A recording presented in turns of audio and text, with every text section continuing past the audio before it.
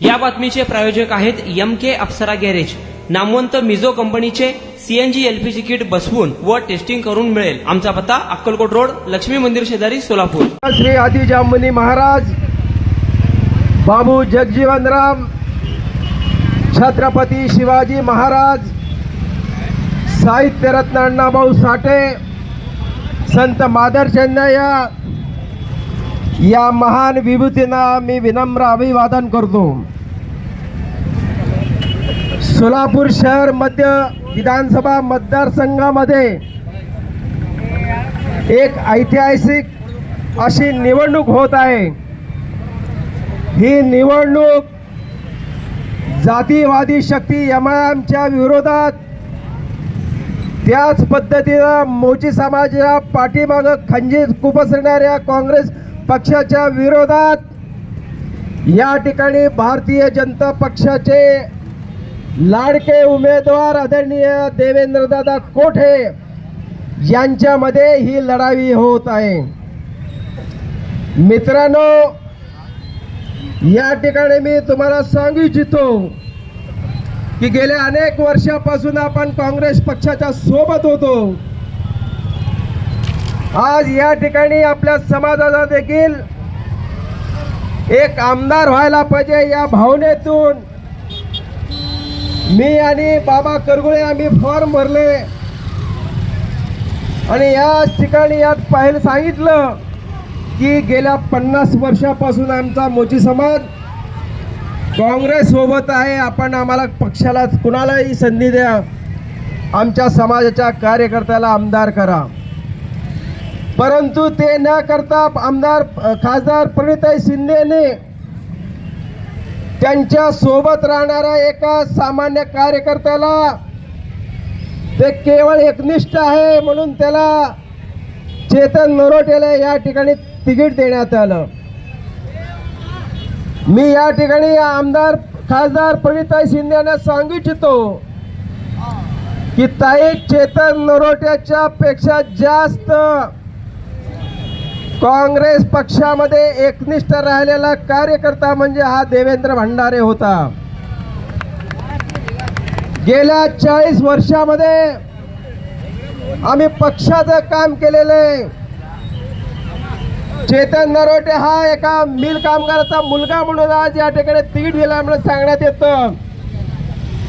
परंतु मोची समाजाचे लष्कर मोदी फॉरेस्टमध्ये अनेक आमचे वडीलधारी मंडळी हे मिल कामगार होते. माझा देखील वडील मिल कामगार होता.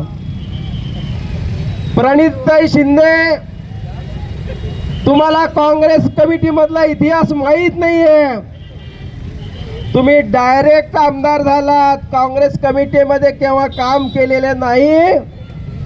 तुम्ही आदरणीय सुशील कुमार शिंदे साहेबांची मुलगी म्हणून तुम्ही डायरेक्ट आमदार झालेले आहात. काँग्रेसचं कुठलंही काम केव्हा हातामध्ये झेंडा घेतलेला नाही. तुम्ही काँग्रेस पक्षाच्या केव्हा काम केलेलं नाही. तुम्ही शिंदे साहेबांची मुलगी म्हणून तुम्ही आमदार झालात, हे लक्षात ठेवा. या ठिकाणी त्यांनी सांगितलं की आघाडी सरकारनं कुठल्याही योजना काढलेल्या नाही, कुठला विकास केलेला नाही. या ठिकाणी माननीय उपमुख्यमंत्री देवेंद्र फडणवीस साहेब असतील, महाराष्ट्राचे मुख्यमंत्री एकनाथ शिंदे साहेब असतील, महाराष्ट्राचे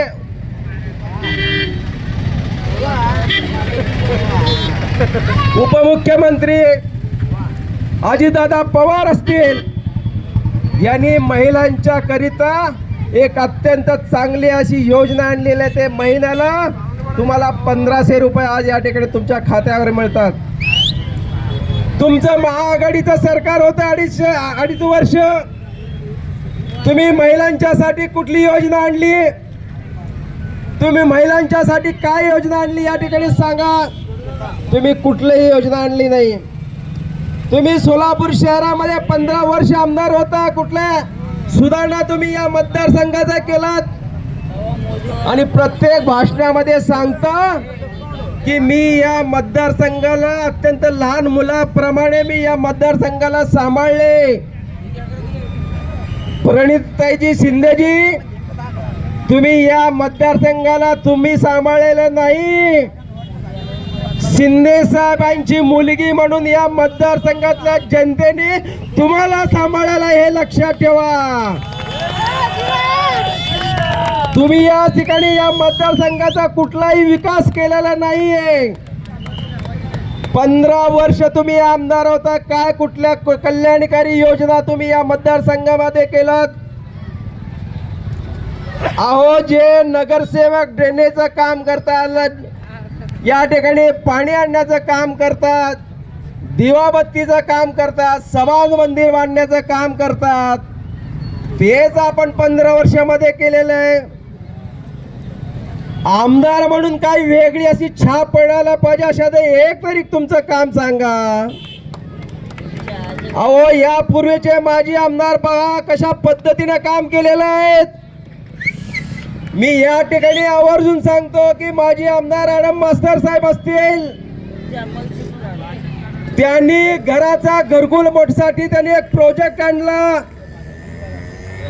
त्यासाठी देशाचे पंतप्रधान माननीय नरेंद्र मोदी साहेबांनी हजारो कोटीचा निधी दिला. आज या ठिकाणी त्या ठिकाणी घर उभारत आहेत. आपण काय केलं प्रणिताई शिंदे, तुम्ही आपण यापूर्वी माजी आमदार प्रकाश शेलगुलवार हे आमदार झाले, त्यांनी या ठिकाणी प्रकाश बाबूजी हाऊसिंग सोसायटी उभा केले, अनेक शाळा त्यांनी काढल्या. तुम्ही एखादा तरी घर उभा केला का प्रणिताई शिंदे, तुम्ही सांगा. यानंतर आपण पाहतो की दिलीप माने साहेबांनी साखर कारखाने काढले, अनेक शैक्षणिक संस्था काढल्या. तुम्ही काय केलं हो? तुम्ही तुमच्या मतदारसंघामध्ये माननीय सुभाष बाबू देशमुख आमदार असताना त्यांनी अनेक साखर कारखाने काढले, लोकमंगल सारखे अनेक बँक काढले, पतसंस्था काढले. ओ प्रणिताई शिंदे, तुम्ही एक तरी बँक काढला का? एक तरी तुम्ही या ठिकाणी पतपेढी काढलात का? मी या ठिकाणी तुम्हाला विचारू इच्छितो, प्रणिताई, तुम्ही लोकांना रोजगार देण्यासाठी या मतदारसंघामध्ये एखादा बालवाडी का एखादा अंगणवाडी तरी उभा केला का? हो प्रणिताई शिंदे, तुम्ही काय केलं तुम्ही या लोकांच्यासाठी? कुठल्या तरुणांना तुम्ही रोजगार दिलात? कुठल्या महिलांना तुम्ही रोजगार दिलात? तुमचा रोजगार फक्त 4 लोकांना मिळालेला आहे, तुमच्या पीए लोकांना. एक काजी असतील, एक योगेश जोशी असतील, ते एक मुलगी आहे का बा, मुलगी तिचं नाव काय, ते एक मुलगी पद्मिनी, आणि आणखी एका माणसाचे 4 लोकांना तुम्ही रोजगार देण्याचं काम केलं. त्या लोकांनी मोठमोठे बंगले बांधलेले आहेत, करोडो रुपयाचे बंगले बांधलेले आहेत.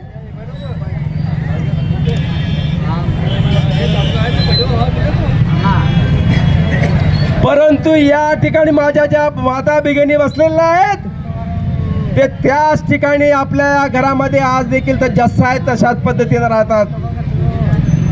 या ठिकाणी माझ्या भगिनी सांगायला लागल्या, त्या ठिकाणी लाईट नाहीये, लाईटची तक्रार करत आहेत.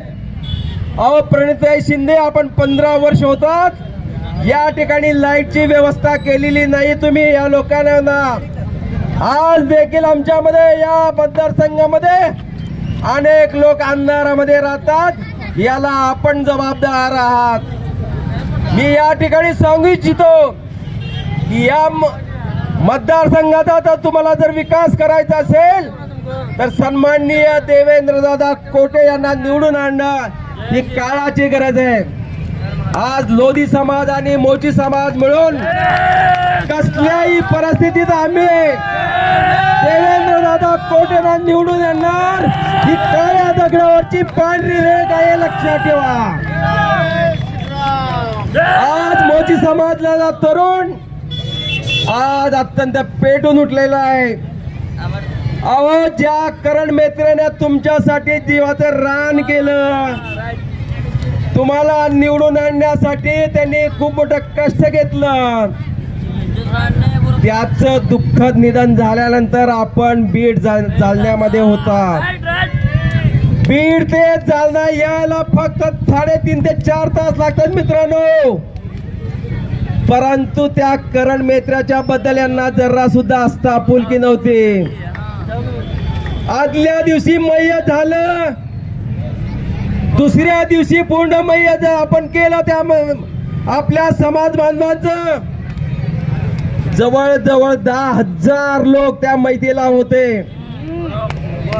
त्या मैतीचं संपूर्ण नॅशनल न्यूज आलं आणि ते पाहिल्यानंतर तुम्ही तिसऱ्या दिवशी पळत येतो तेव्हा अहो ज्याने तुमच्यासाठी अहोरात्र केलं त्याच्यासाठी तर थोडं तरी बाळगा.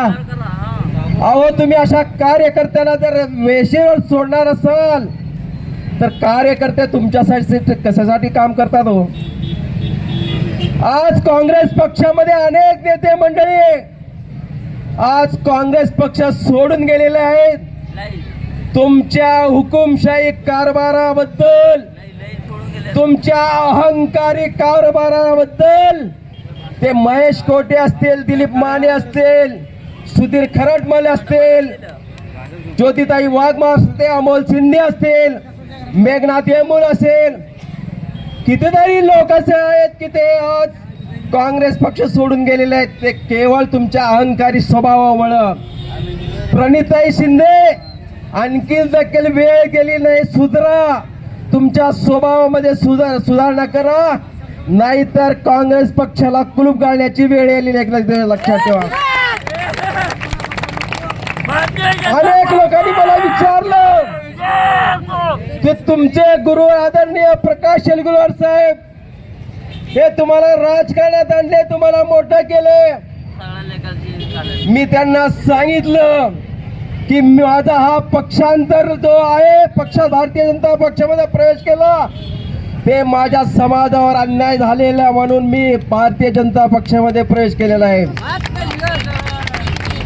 मी पक्षांतर केलेलं आहे, काँग्रेस पक्ष सोडलेला आहे, परंतु माझा गुरु हा प्रकाश शेलगुलवारचा आहे हे आज देखील मी ठणकावून सांगतो.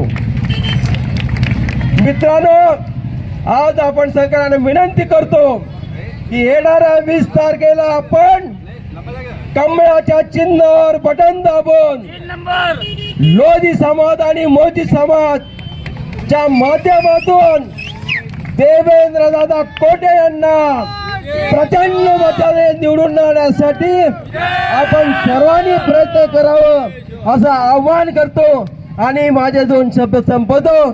जय हिंद, जय भीम, जय जय. पेट्रोल दरवाढीला कंटाळलात? पेट्रोल भरून खिसा खाली होतोय, अवरेज देखील मिळत नाही तर चिंता सोडा. आजच आपल्या 4 चाकी वाहनांना सीएनजी किट बसवा व पैशाची भरघोस बचत करा आणि मायलेज देखील वाढवा, तेही कमीत कमी खर्चात आपल्याच शहरात. मान्यता प्राप्त नामवंत मिझो कंपनीचे सीएनजी एलपीजी किट BS6 बसवून मिळेल. तसेच सीएनजी एलपीजी टँक टेस्टिंग करून मिळेल. तुमचा विश्वासच आमचा ध्यास. आमचा पत्ता MK अप्सरा गॅरेज, अक्कलकोट रोड, लक्ष्मी मंदिर शेजारी, सोलापूर. कॉन्टॅक्ट 7385800875 9359828428.